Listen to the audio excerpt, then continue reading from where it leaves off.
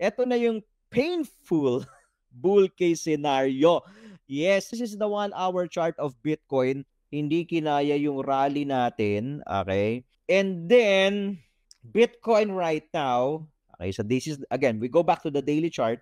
Bitcoin right now is forming a falling wedge. Right now is forming a falling wedge.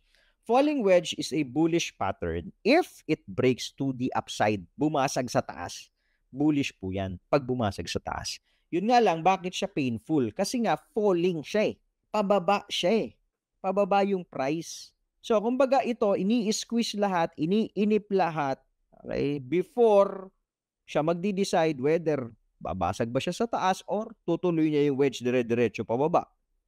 We don't know kung ano yung posible maging next move. But what we're seeing right now is a falling wedge pattern that could lead Bitcoin's price to 98,000 area. Ito po, yung previous swing low niya.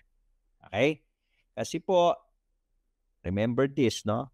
Okay? Meron tayong lower low, okay? Lower high. Nakikita rito.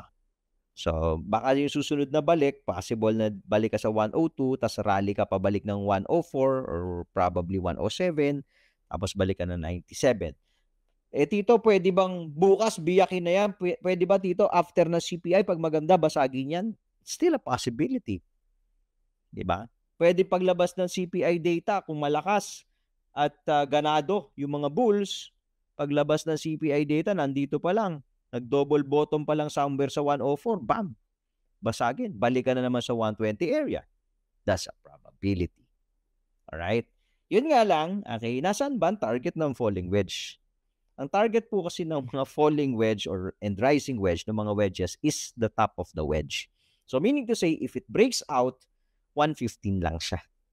Hanggang dyan lang muna siya. Haharangin siya ng 115 pag nagbumasag siya. Okay, so kung dito po siya babasag sa 109, 110, somewhere here, meron ka mga $5,000 upside. So kung dito siya babasag sa 101, dito ka sasakay, meron ka mga $10,000 upside. Buy the dip dito, buy the dip.